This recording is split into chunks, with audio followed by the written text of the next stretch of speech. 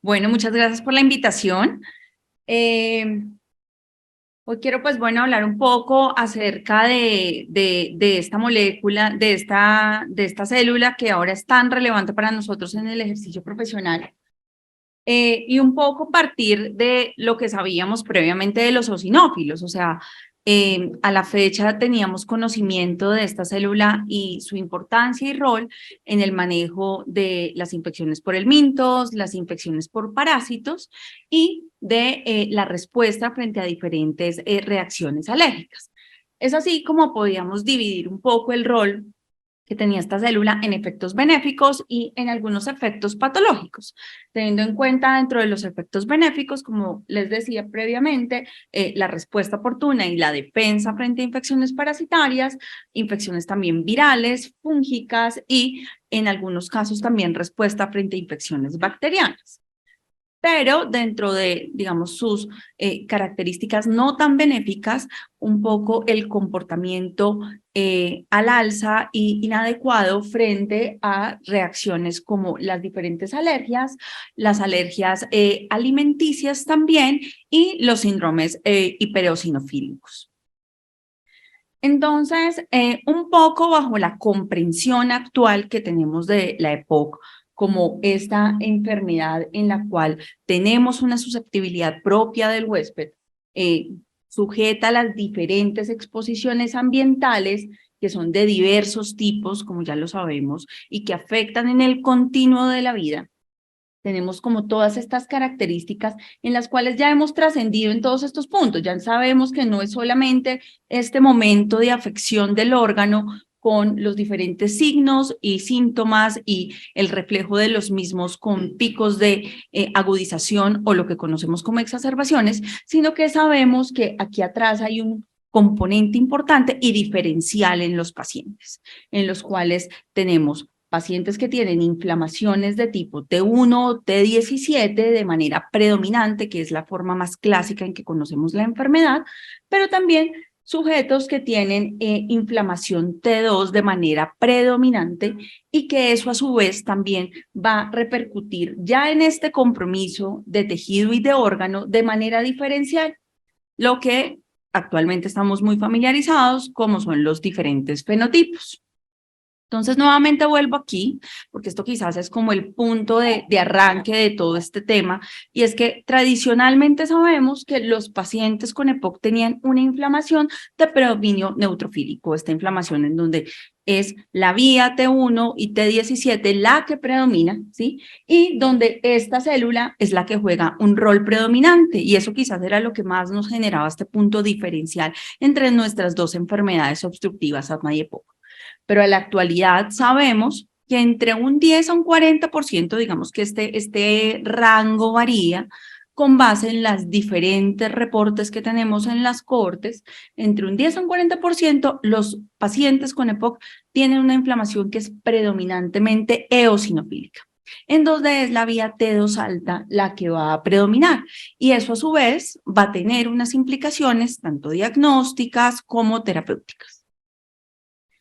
Si quisiéramos, digamos, pasar un poco de esta parte fisiopatológica a lo que ahora estamos, digamos, como entendiendo como fenotipos que parten de este endotipo y nos van a dar, digamos, como unos rasgos tratables o importantes de impacto para nuestra práctica clínica, podríamos hablar que este es 10 a 40% de sujetos que tienen este tipo de inflamación podrían estar caracterizados por un fenotipo eosinofílico exacerbador, en la cual este tipo de terapias podría ser de gran utilidad, como lo veremos más adelante. Entonces, aquí quiero hablar un poco acerca de, bueno, cómo es el comportamiento en general de los eosinófilos, para que después podamos hablar de qué puntos de corte, qué momento le vamos a dar, digamos, relevancia a nuestros pacientes con esta célula. Esta es una cohorte publicada en el 2020 que se hizo en Austria, en la cual ellos dijeron, vamos a hacer un estudio poblacional. 11.000 sujetos fueron incluidos de la población general de Austria y fueron estratificados por edad, por áreas de residencia, principalmente dos grupos, quienes vivían en áreas urbanas y quienes vivían en áreas rurales. Esta población tuvo una edad promedio de 44 años y, como ustedes se dan cuenta, la desviación estándar es importante. Digamos que es una buena representación del completo de la población. Con base en esta población se buscó establecer cuál era el promedio de los eosinófilos en la población y se estratificaron unos factores de riesgo. Y con base en estos factores de riesgo se buscó ver cuál era el valor de la célula por el cual estos factores de riesgo influían en que fueran más altos. Aquí hago una aclaración y es que no sé si ustedes recuerdan que hay variables fisiológicas que tienen distribución normal, o sea, que tienen esta campanita de Gauss que así se distribuyen. Los eosinófilos per se son una variable que no tiene distribución normal. Por eso es que en todas las cohortes, cuando nos hablan de los eosinófilos, nos lo representan con una media geométrica, no por una media normal. Digamos que esto es un poco, y como ustedes se dan cuenta, aquí no se hace una campanita, sino que esta es la distribución de los eosinófilos regularmente en todas las cohortes y poblaciones y como normalmente se comporta. ¿Qué se encontró en este grupo de sujetos? Que el promedio, qué pena si no está muy pequeño, que el promedio de las células de los eosinófilos en una población general estaba alrededor de 128 células y que en sujetos más mayores, con historia de alergia, estas células se encontraban un poco más altas, alrededor de 210 células. ¿Qué se cogió? Se estratificó por estos factores de riesgo, que es lo que tradicionalmente se ha determinado, digamos, en la literatura, tiene un mayor predominio o puede influenciar más un conteo alto de eosinófilos. Se estratificó por edad, grupo de 6 a 18 años, por la historia de asma, por la historia del tabaquismo actual, por una historia de EPOC o unas pruebas cutáneas positivas y se calcularon unas relaciones o unas asociaciones por medio de las cuales se decía, mire, realmente sí, lo normal de la población son estas células, 128.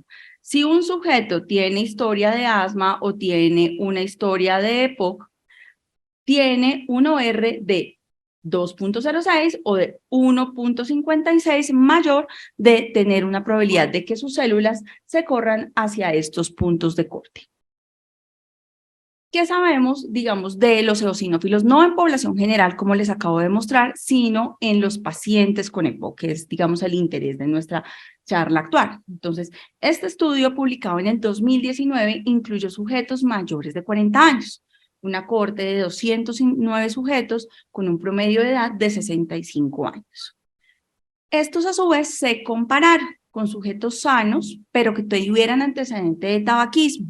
En promedio tenían 58 años y se comparó también con sujetos sanos que nunca hubieran fumado.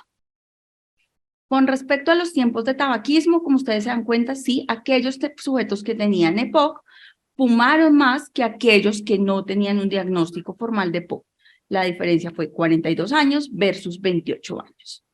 Otro dato de relevancia es que el 74% de los sujetos habían recibido corticoides inhalados o venían recibiendo corticoides inhalados. ¿Qué se encontró? Como ustedes se dan cuenta, aquí tenemos, digamos, la distribución de las células y, digamos, la mediana de las células.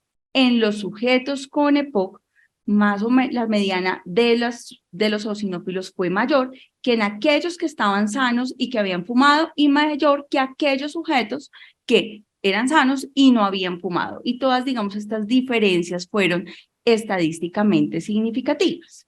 Entonces, ¿qué concluyó este estudio? Que los niveles de eosinófilos en sangre son buenos, digamos, como predictores. Perdón, aquí me devuelvo que creo que esta diapositiva le faltó un pedacito. Pero digamos que este estudio lo que en este momento concluyó es que los sujetos con EPOC tenían, como mostraban los estudios de población general, y ya aquí, digamos, comparándolo con sujetos que han fumado, que los sujetos con EPOC tenían una media de distribución de los eosinófilos mayor que aquellos pacientes que no tenían el diagnóstico. Otro punto importante, y es que, como ustedes saben, los eosinófilos y nuestro conocimiento de los eosinófilos comenzó con, digamos, el reflejo de los mismos en la vía aérea y su evaluación en esputo con todas las limitantes que tenía esta.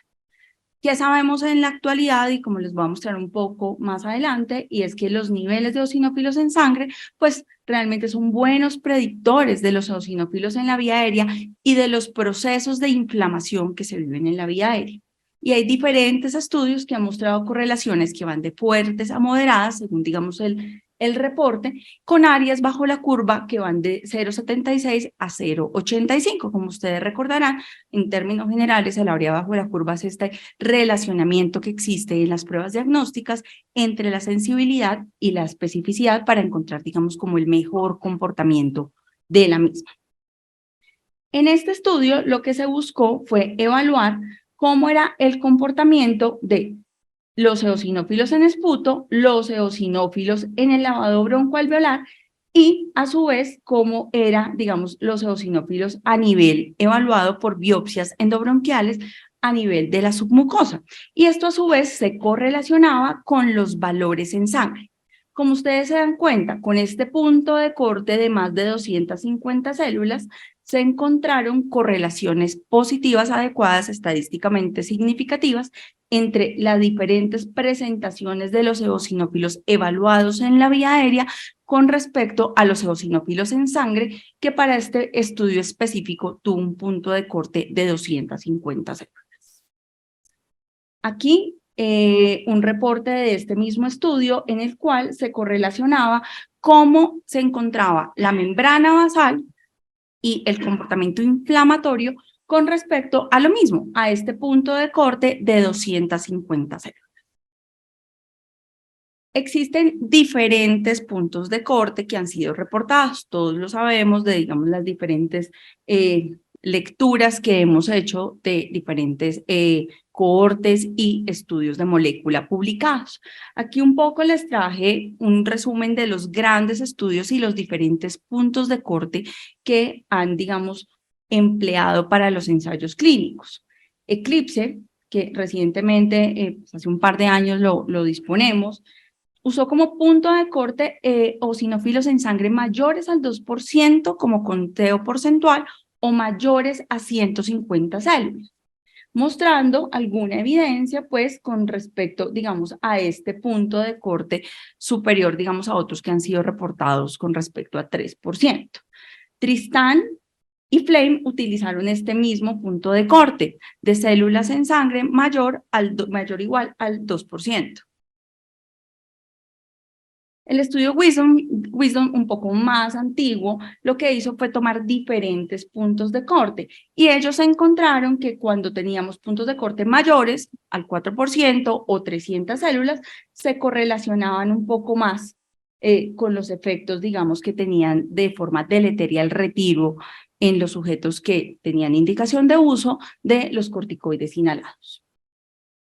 Y digamos que esto es un poco, digamos, las moléculas actuales de las que les voy a hablar un poco más con respecto a modo general de los biológicos en la actualidad y los diferentes puntos de corte que están utilizando. Entonces aquí viene otra de las grandes interrogantes y preguntas que siempre se hacen y es, ok, en países que tienen una alta exposición a parásitos y helmintos, ¿será que el comportamiento de la célula es el mismo? Este fue un estudio publicado en Tailandia, en el cual se incluyeron finalmente 146 sujetos. Y se buscó evaluar realmente cómo era el comportamiento de los eosinófilos en una cohorte rural con una alta exposición a enfermedades parasitarias. Y básicamente ellos vieron lo mismo que hemos visto en las diferentes cohortes, y es que pacientes con EPOC, con eosinófilos mayores al 30 a 300 células, tenían más exacerbaciones, tenían más admisiones, pero menor mortalidad que aquellos sujetos con no eosinofilia.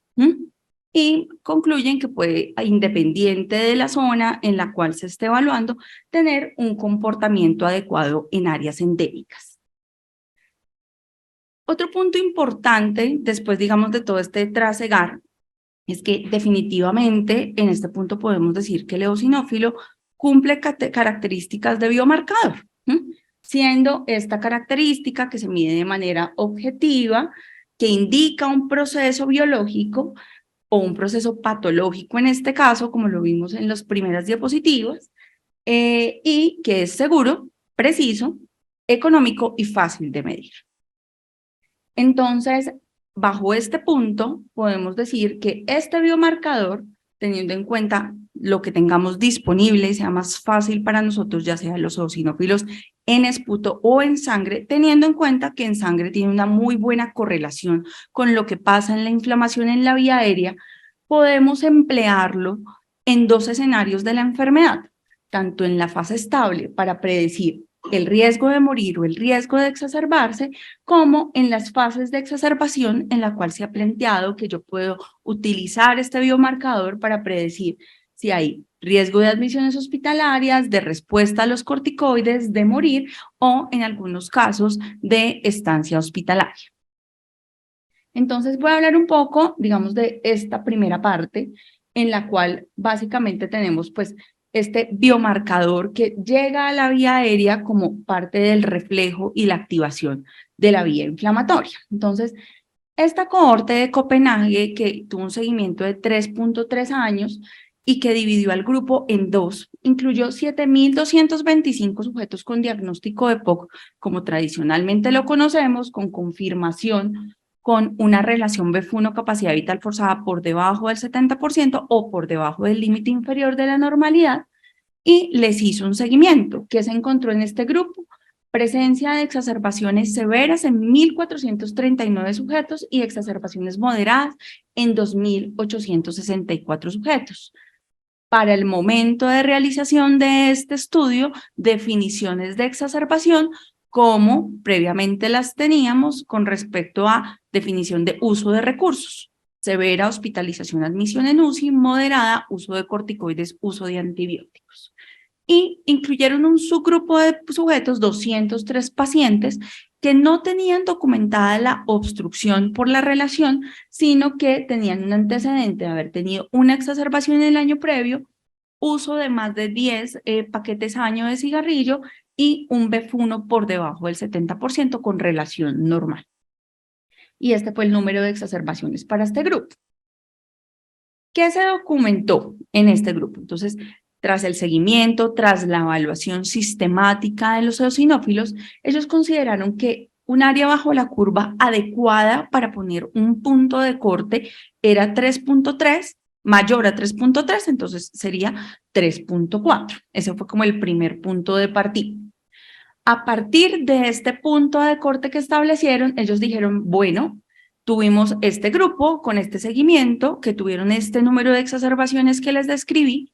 Vamos a ver cómo es la capacidad predictiva que tienen estos eosinófilos sobre el riesgo de haberse exacerbado. Y como ustedes se dan cuenta, en aquellos sujetos que tenían eosinófilos mayores a 0.34 o 3.4, se encontraba una predicción de 1.76 con respecto a, digamos, la presencia de las exacerbaciones.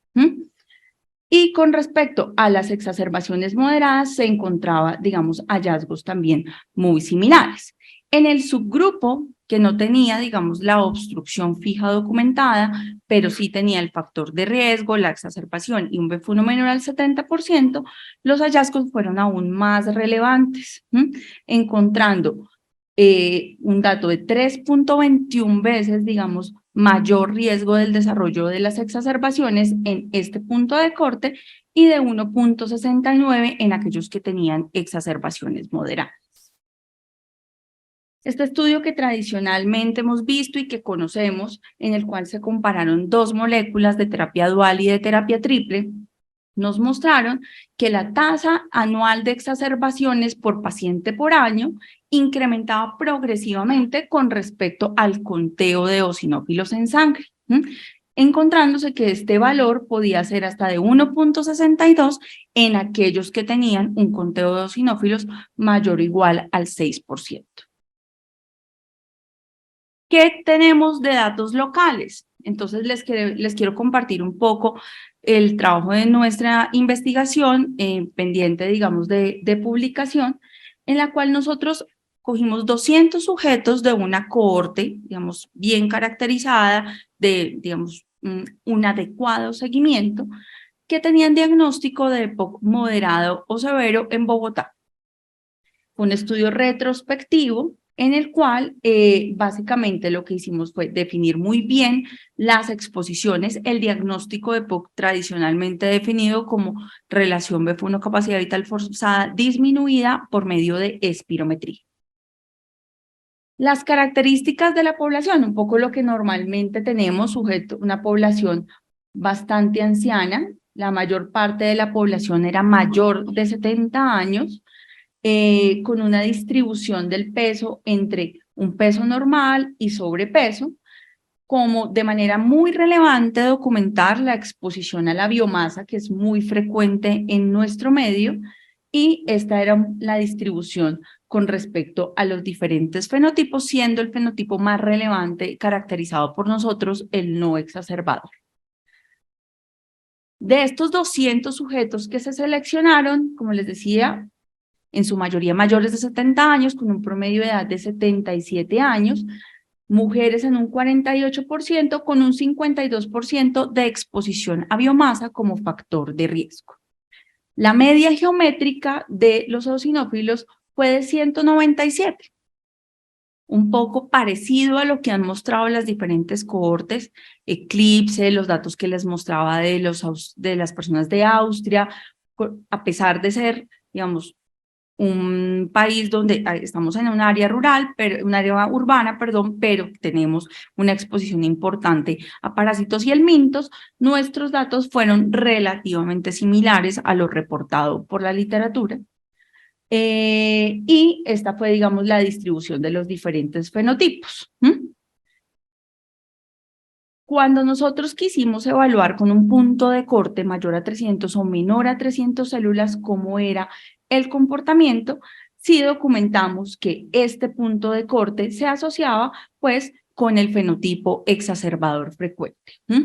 Entonces nosotros concluimos que los datos de variación en los eosinófilos en sangre con respecto a los fenotipos, digamos, son predictores o son mayores pues en el fenotipo exacerbador frecuente. Y una cosa interesante que documentamos y es que la biomasa tenía un conteo de células menores que otras exposiciones, como las exposiciones ocupacionales o a tabaquismo. Esta publicación reciente del doctor Bernardino dijo, listo, o sea, estamos claros que eosinófilo nos predice exacerbaciones. Como estamos hablando que esto es un reflejo de la inflamación T2 alta, ¿por qué no lo combinamos con feno? ¿Sí? Cuando tradicionalmente hemos entendido que el feno es un reflejo de esta inflamación T2 alta, pues muy bien caracterizada en el asma. Él lo que hizo fue incluir 322 sujetos con diagnóstico de EPOC en el ámbito ambulatorio.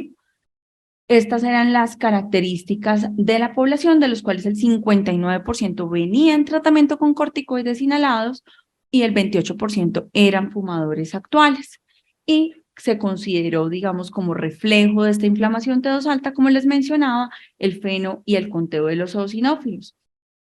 Se caracterizaron a los sujetos en dos grupos, en no presencia de biomarcadores T2 alto y en presencia de biomarcadores T2 altos.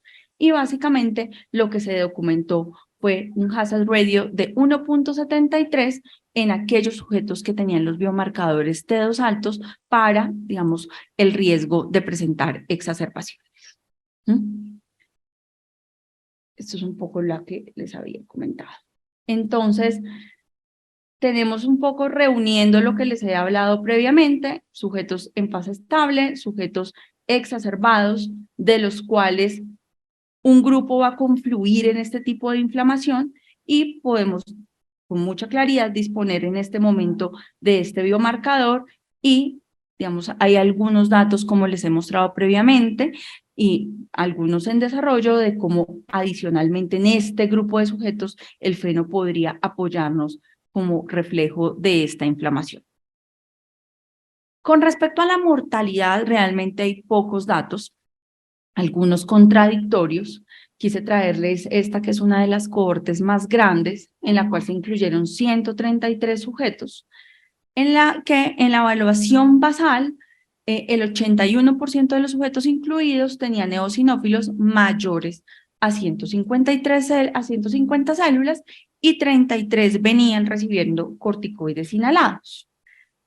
¿Qué se encontró? Entonces lo que se hizo fue, digamos, como dividir, como se muestra acá, entonces se dividieron los grupos tanto por eosinófilos mayores a 2%, eosinófilos mayores a 150 células, y lo que se hizo fue un seguimiento y se documentó en 9 años de seguimiento que aquellos sujetos que tenían menores conteos de eosinófilos tenían mayor riesgo de fallecer con respecto a los que tenían conteos mayores.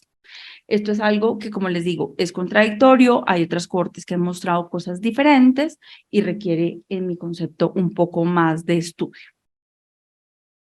Otro punto importante es los eosinófilos y la respuesta al tratamiento. Entonces, algunos estudios, como ustedes han mostrado, que los recuentos de eosinófilos predicen la respuesta a los corticoides inhalados en época estable y, como les voy a mostrar un poco más adelante, en pacientes con exacerbación.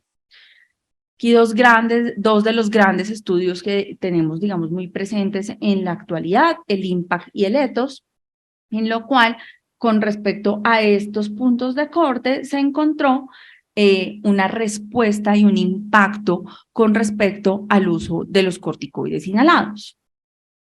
Disponemos en la actualidad de esta metaanálisis publicado el año pasado, en el cual se incluyeron diferentes estudios con diferentes puntos de corte, con el objetivo de evaluar, digamos, el comportamiento del conteo de eosinófilos y la respuesta al tratamiento.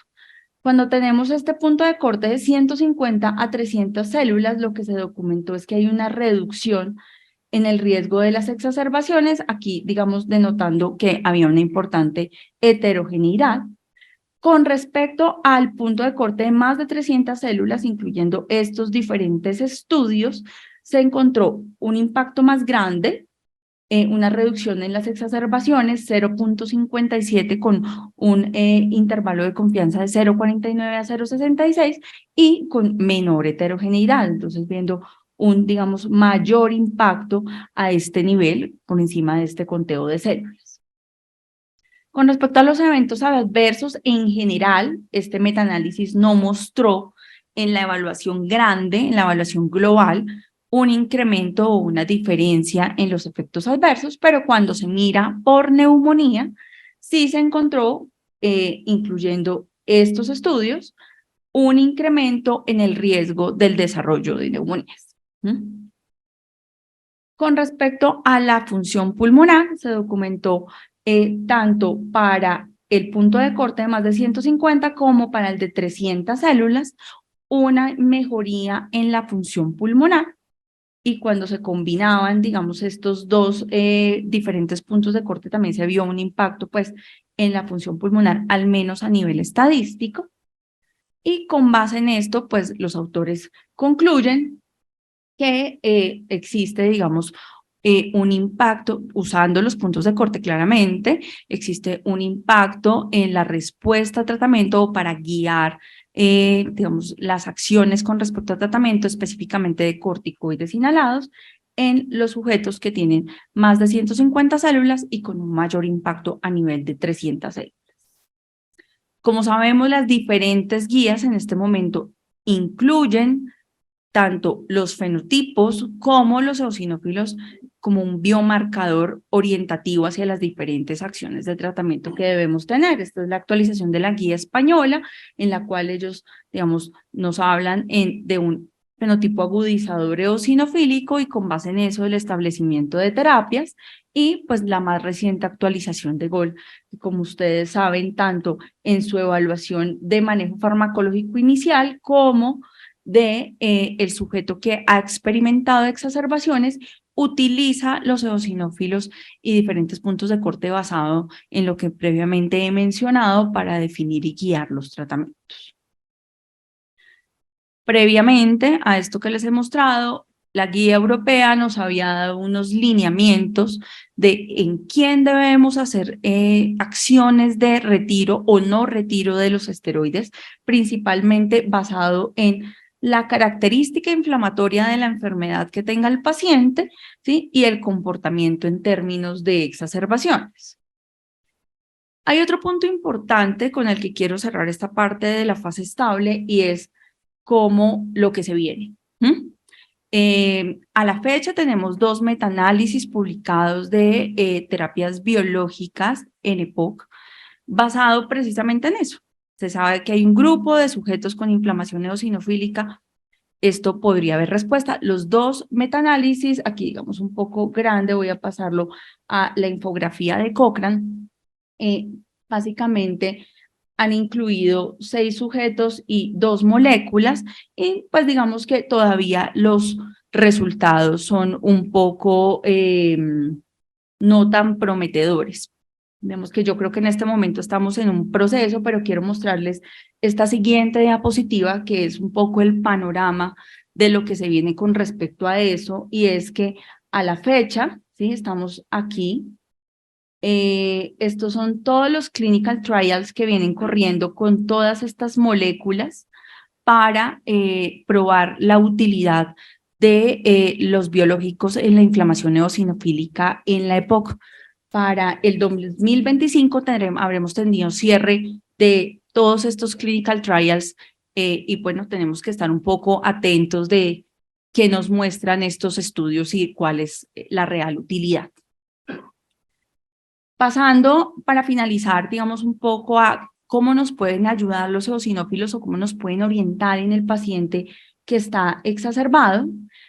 En esto también hay algunos estudios, algunos con resultados positivos, otros con resultados negativos.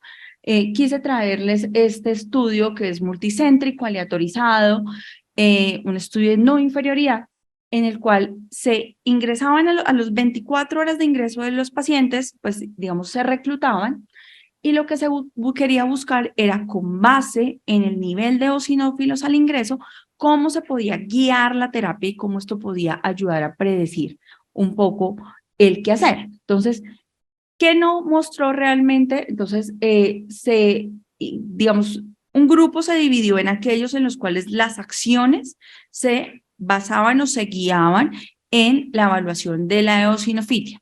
Y otro grupo en el cual, digamos, tradicionalmente eran manejados como lo hacemos en todos nuestros hospitales. Se documentó que realmente no existían diferencias estadísticamente significativas con respecto a riesgo de readmisiones o a requerimiento de terapia antibiótica. Pero, digamos, lo llamativo de este estudio es que sí se documentó que en aquellos sujetos que tenían eosinófilos bajos y no se les daban corticoides sistémicos ni inhalados como parte del manejo de la exacerbación, considerando que eran sujetos con inflamación predominantemente neutrofílica y sin respuesta a los corticoides, pues el uso acumulado de corticoides sistémicos que tradicionalmente damos en las exacerbaciones fue predominantemente mayor, sin cambio en estos desenlaces clínicos importantes que son la readmisión, el riesgo de morirse o el uso de los antibióticos. Un poco para concluir, pues bueno, los eosinófilos definitivamente juegan un rol muy importante en la respuesta inmune del paciente con EPOC. Son reflejo de este endotipo que caracteriza un fenotipo que es el EPOC eosinofílico o el exacerbador eosinofílico. En la actualidad, yo creo que tenemos suficientes elementos para decir que son un biomarcador real que predice desenlaces de importancia en la respuesta clínica y en la respuesta a medicamentos. Muchísimas gracias.